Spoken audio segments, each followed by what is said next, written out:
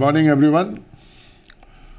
We are indeed happy to start the NatStrat Conversations with Bangladesh today.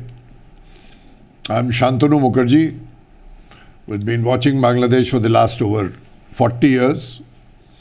And then I'm joined by my old friend and colleague, Shri R. Kumar, a very accomplished expert on Bangladesh, who has proven himself by being posted in Bangladesh, having handled Bangladesh, and who retired as a special secretary. His focus has always been on the neighborhood, with a special thrust on Bangladesh. So I'm indeed privileged, and NatStrat is indeed indebted to Shri Kumar for his presence here. So we'll have conversations, an informal conversation discussing Bangladesh. In the first half, we will discuss about what's happening ahead of the elections there. The run-up to the elections. Elections are scheduled sometime in the end of the year or early next year in 2024.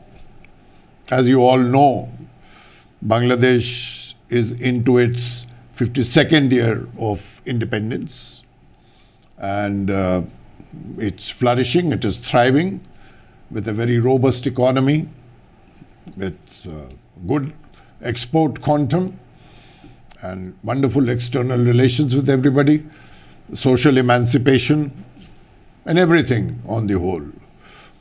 Sheikh Hasina, the Prime Minister, who is in her 14th year of uninterrupted rule, has led the country from the front, huge development projects. And in the elections, we'll try to analyze what's going to happen. You have very rightly, I think, raised the issue of the forthcoming elections. Now, talking about elections, as you very well know, is a hazardous business at the best of times. And it has been said, and I have learned from, I would say, bitter experience perhaps, that intelligence officers or even former intelligence officers should not try to be psephologists.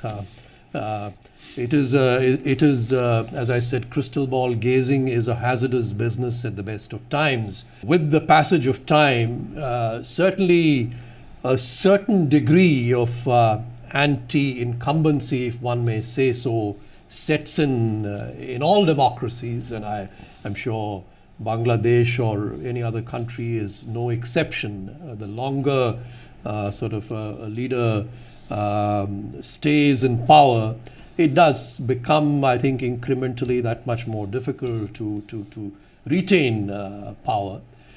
But I would say that Bangladesh, as you again very rightly said, has done extremely well on the economic front and on the UNDP's Human Development Index, for instance. Bangladesh has made a great deal of progress during the past several years.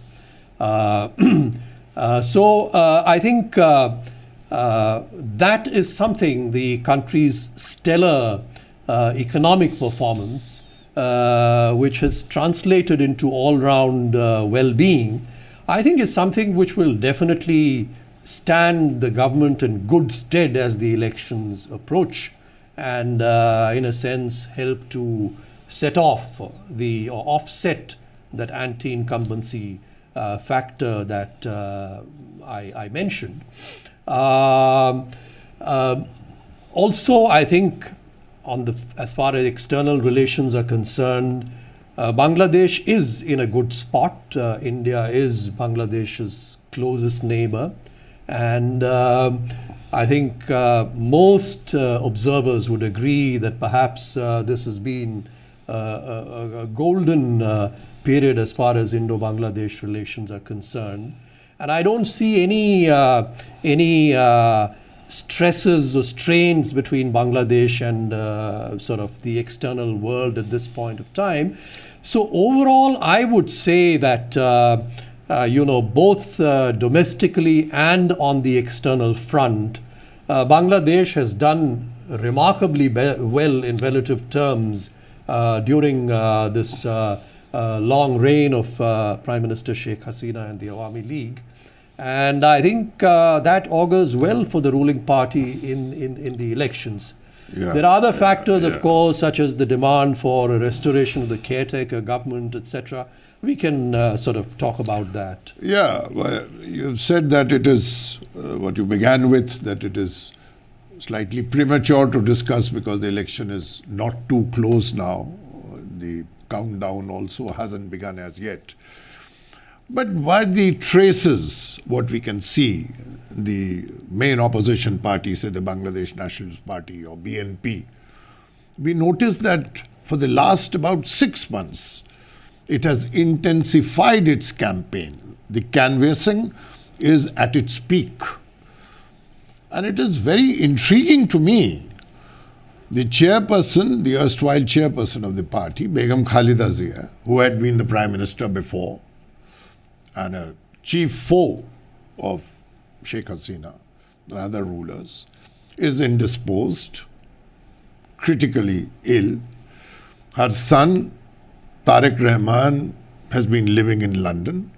Yet, BNP rhetorics in the election canvassing, holding street corner rallies, criticizing the government, it would seem to me, with the background of intelligence or a security professional, that there's some invisible force or some source of strength is sort of, charging the opposition, particularly BNP, and it is partnering with Jamaat-e-Islami, which had participated in the government also in the previous regime, say 2001 to 6, if you'd recall.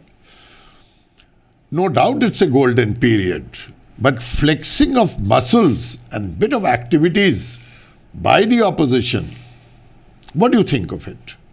Is it something to be worrisome for the ruling party or the government, or it's normal, or that space is given by design by the present regime? What do you think? Well, some of it, I dare say, is only natural and to be expected as the election draws closer.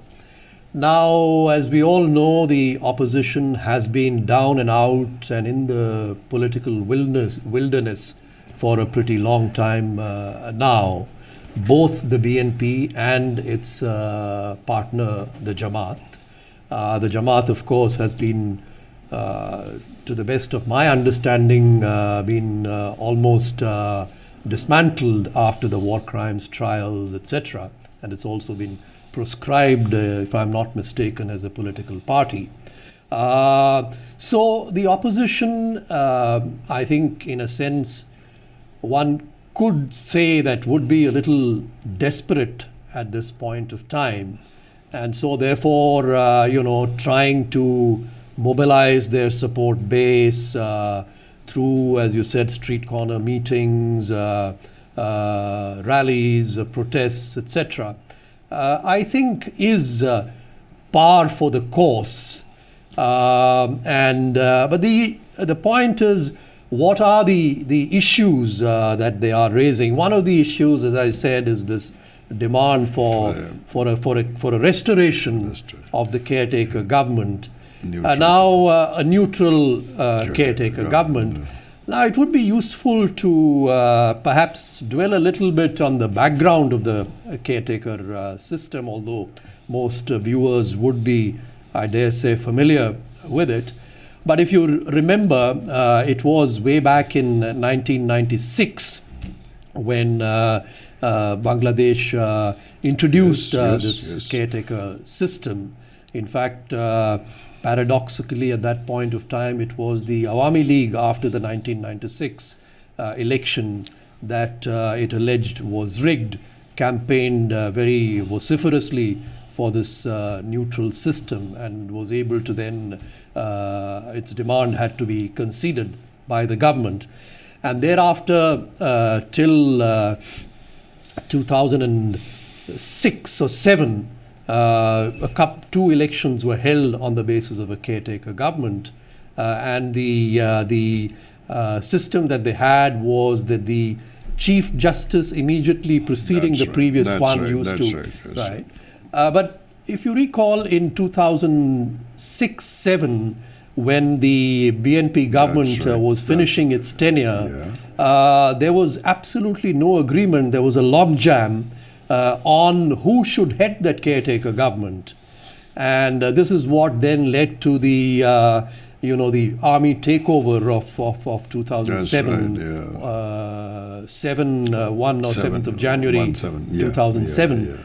And then, of course, after that, when the Awami League came to power, the caretaker system was dispensed with through a constitutional amendment. So basically, sorry for the interruption, what you are trying to drive home the point that the demand of BNP for holding the elections under the neutral caretaker government necessarily is not germane. It can be dispensed with also if the system is. I mean, taking a very non-partisan view, if we take. That is right. That is why. And also, like you said, that encouraged me that sharing the anecdotes. I happened to be posted in Dhaka in, say, 1982.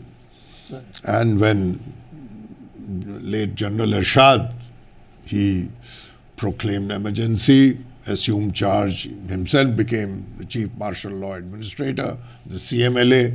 Nothing like neutral caretaker government, and the elections were held, and then formed his own party. So means distorting the rules, the constitution and everything has been part of history of Bangladesh. So this does not. And then dictatorial rule or one-party rule, it continued till he was pushed out of power by joining the forces of Sheikh Hasina and Khaleda Zia in 1990 or 91. So we have had this. So this really neutral caretaker government, it does not really matter. That's what I can make out by the conversation we are taking ahead of that, isn't it? Yes, I would agree with you. I mean, let's put it this way. A caretaker government is not really a sine qua non for the functioning of a democracy. You could have it, if you may not have it. It's up to the people and to decide what they want. And at this point of time, I think, caretaker governments are really a rarity in Westminster democracies. We don't have one in India. And in fact, there's hardly any country that one can, name that has such a system. But there is, I think, a feeling amongst some Western countries, let me put it that way, that, a normal, that this is perhaps a caretaker or a neutral government is best suited to, conduct an election. And I think those are some of the quarters from which, to answer your question, that the BNP is sort of taking its cue and trying to mount some kind of an agitation. And I think what you said, and I would put it in a different way, like they have no issues to raise. So therefore they are harping the same old tune that there is something to be. Perhaps expecting that some of the Western countries who themselves don't practice this in their system, like you said, Westminster also, they might like to make it an issue under whatever invisible pressures, and they do it.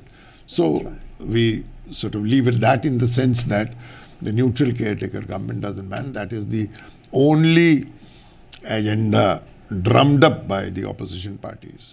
You said one thing, Mr. Kumar, that the Jamaat has been defranchised or it has been dismantled, and it is not. Yeah. But again, as a security man, I mean, you please dispel the suspicion if I have one, is that we see that the Jamaat elements are there. They cannot contest the elections. The war crimes tribunal had set in, many were hanged to death and all, so they might be demoralized. But yet these elements are there. And unconfirmed reports also said, I do not know how far its authenticity goes, that many have sneaked into the ruling party and other cadres, and these forces are there with their ideology, and they might be a sort of a headache during the election canvassing or fomenting some kind of communal violence, as they had always been known to be communally violent and fomenting trouble and communal riots. And Bangladesh, you would agree, you've been there and you've been watching their series of communal riots targeting the minorities time and again. Having said this, not that the government is insensitive to that, it has taken enough effective measures. I was there before Durga Puja last year, and I saw that the pandals of Durga, Kali and Dhakeshwari temple and all, they were well guarded and everything, whatever. Still, we see intermittent eruption of communal violence. So do you think this Jamaat and its other collaborators, even if they are disqualified from contesting the elections, might like to sort of vitiate the communal atmosphere ahead of the elections? Yes, I think that is well put, and this is an ever lurking danger. You have a very valid point that while the Jamaat may have been proscribed and dismantled, as I said, weakened considerably, well, it is a fact that its activists are there on the ground. Many of them have joined other parties, some have gone underground. And definitely they will try to vitiate the atmosphere. I think that is something that I'm sure that the government is aware of and is alert to the possibility of something like that happening. You know, on the Jamaat, since you were recounting anecdotes and sharing your experiences, the issue of the Jamaat again is something, on which we have a difference of perception with some of our Western friends. They have, it's no great secret that they do have a soft corner. I can't think of a better expression. You are very right. For the Jamaat. Very right. And the expression that is used is that it is better to have, organizations like the Jamaat inside the tent than outside the tent. Overground, yeah. Overground. Correct. Now, there may be some sort of relevance or some validity to that argument, but I think one should not forget the fact, as most of us are aware of this in the subcontinent, the Jamaat has more often than not, it has of course played a very negative communal role, as you very rightly said. At the time of the liberation, we all remember the infamous role played by the Al-Badr and the Al-Shams and the atrocities that they committed against the minorities, and that has been a recurring theme in the Jamaat's functioning, so to speak, and this may not worry the Westerners overly perhaps, but those of us who live in this part of the world are very keenly aware of it. And I come from a background of more of terrorism, watching terrorism and handling terrorism. And the Jamaat has been a stepping stone always for these forces of radicalism in the subcontinent. And whether it is Pakistan, whether it is Bangladesh, whether it is India or any other part of the subcontinent, the Jamaat has always been a stepping stone for these radical organizations. You look at the background of many of the leaders, whether it is the erstwhile Jamaatul Mujahideen Bangladesh or the JMJB or the Huji B, you name it, or even AQIS, for instance, transnational jihadi organization, which has been more active in Pakistan, but it has a footprint in Bangladesh and other parts of the subcontinent as well, you would find that there is always a link to the Jamaat.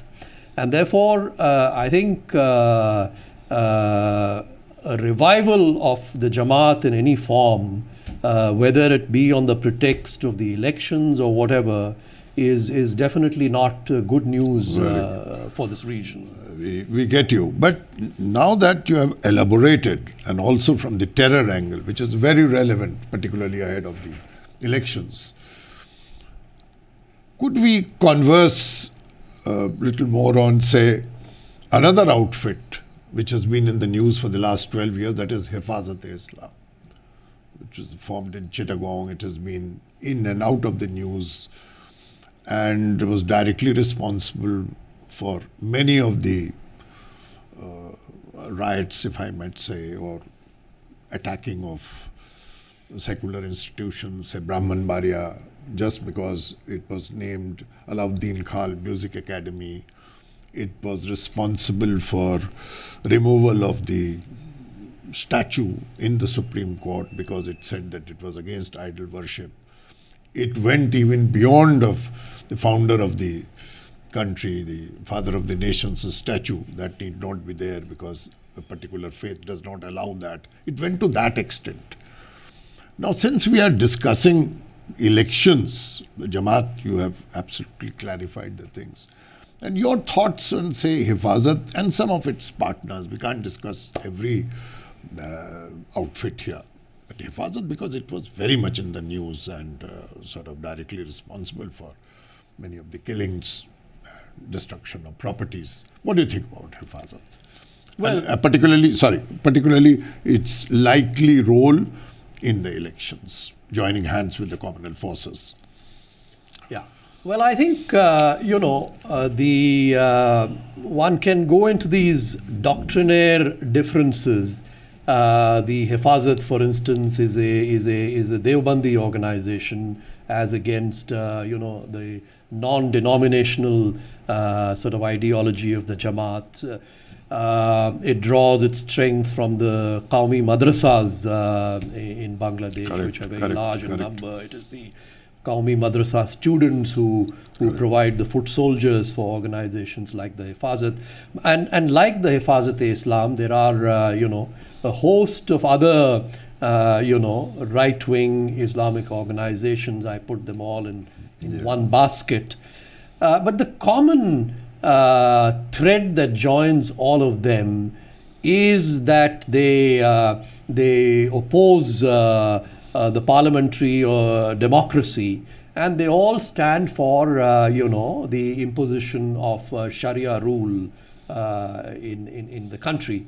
The Jamaat, of course, is different. Its ultimate goal is Sharia law, but it says for the immediate now and present, it believes in entering parliament and then fighting from inside parliament to achieve that ultimate objective.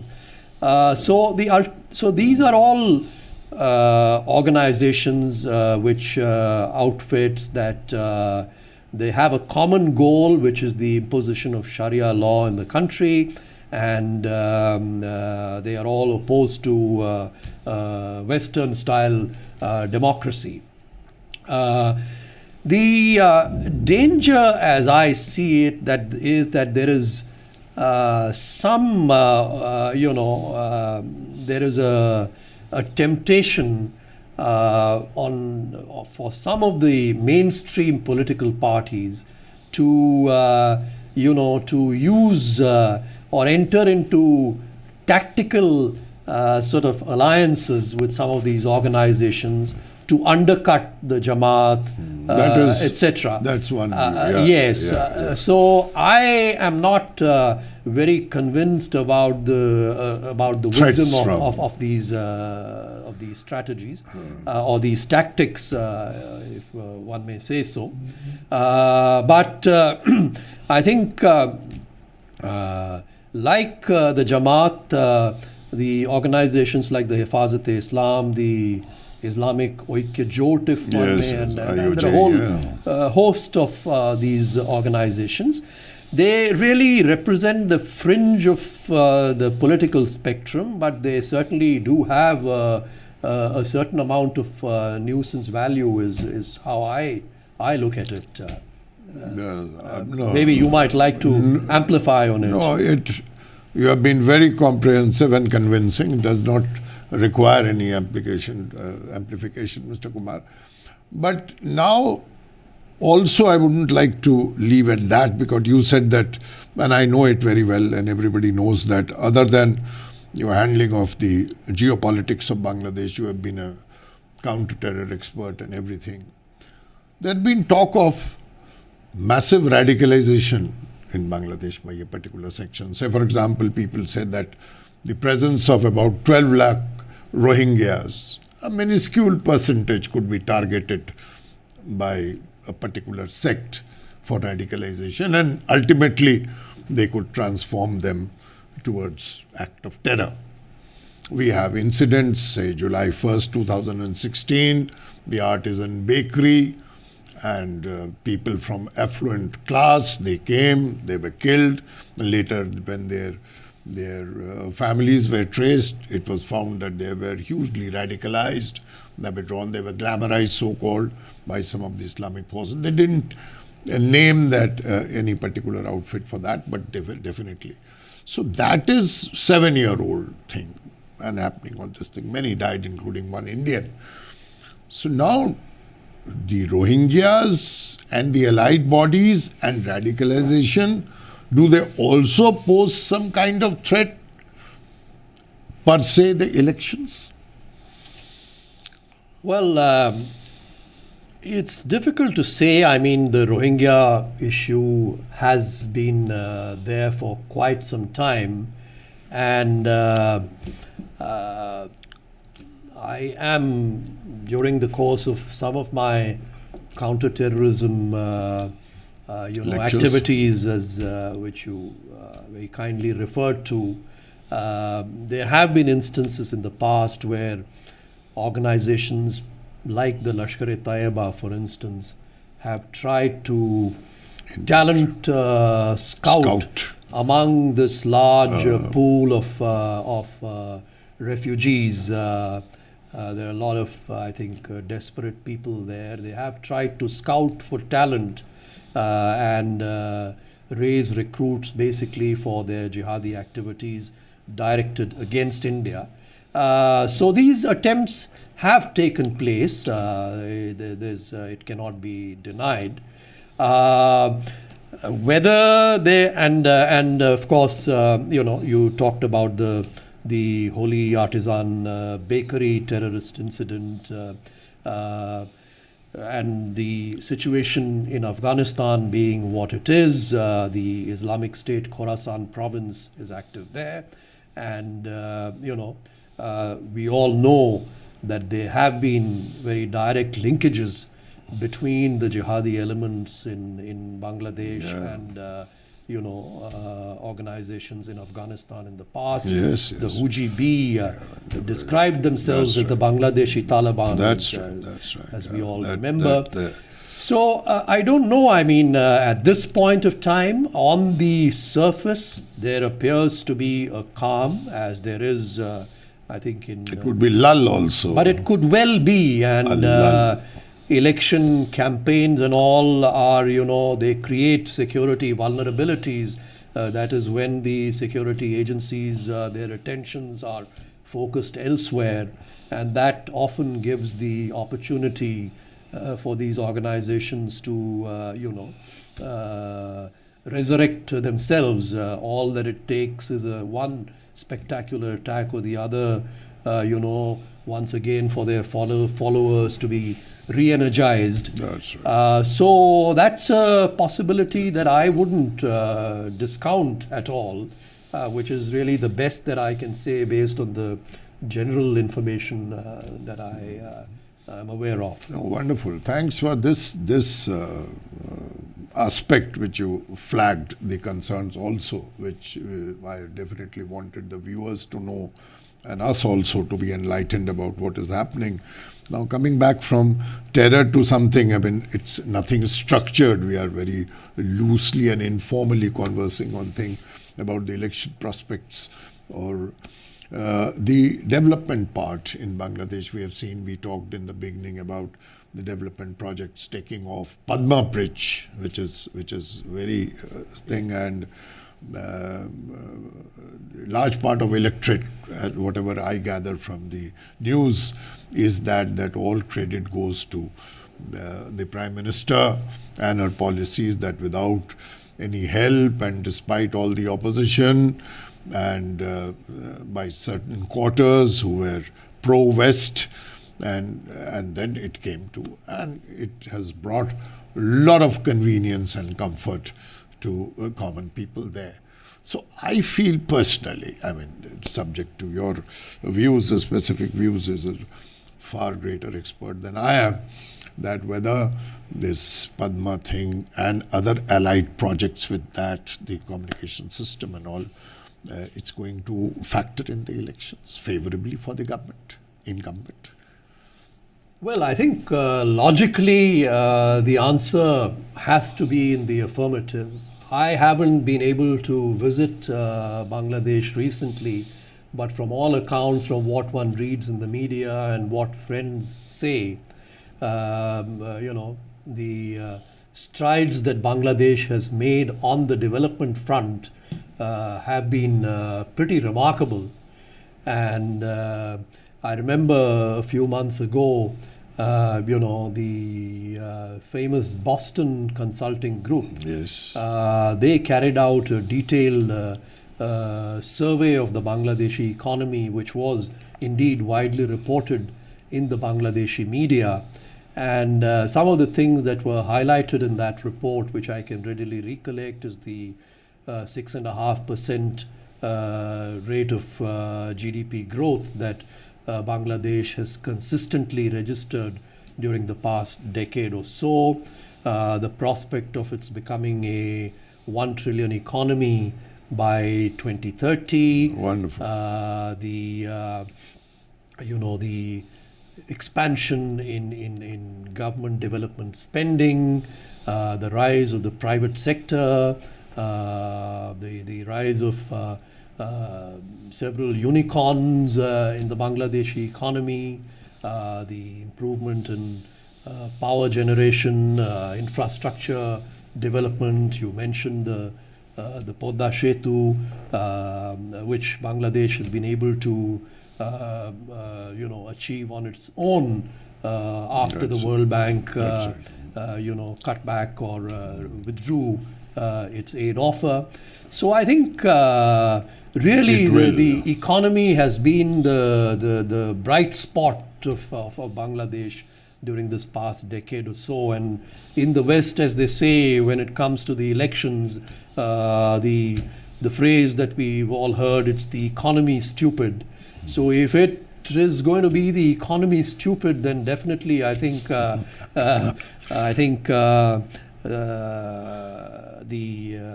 that would be a big plus point for Prime Minister Sheikh Hasina and her party.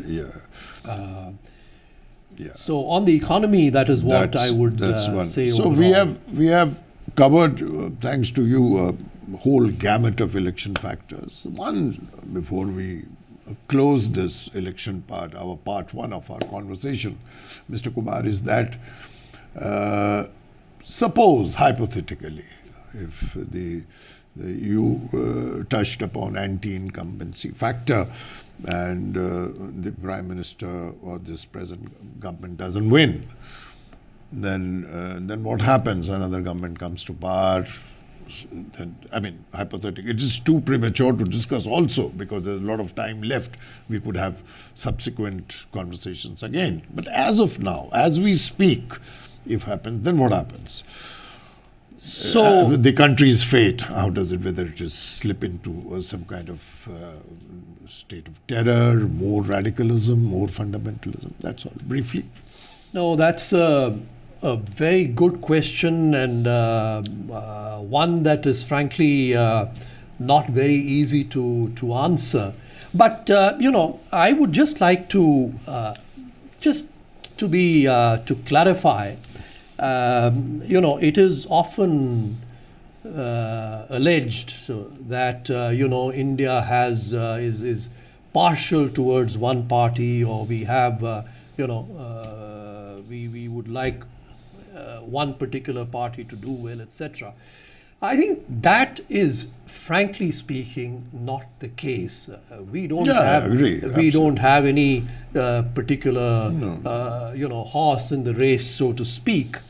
But all those of us who care about the well-being of this region, about the well-being of Indo-Bangladesh relations, and above all for the well-being of Bangladesh itself, it is not a question really of a party winning or a party losing, but as you very rightly said, as to what the victory or the defeat of a party or a group of parties, as to what it really entails for the well-being of the country and of the region. I think those are the conditions, the objective conditions of well-being, of cooperation, that all of us try to generate, in our own way, through our own work, whether it is through diplomacy or whether... Judging by history, when like you say, the dark forces, once they were in power, and we see as far as India's security interests were concerned, they were hugely compromised, and that was there. But that we could discuss in our subsequent, as the election dates, as you say, they come close. So thank you very much, Mr. Kumar. Thank you, viewers, for listening to this part 1, and we'll be resume again part 2, where we'll discuss about the role of the external players, the foreign powers, and Indo-Bangladesh cooperation. Thank you very much. Thank you very much indeed. Lovely conversation. Thank you.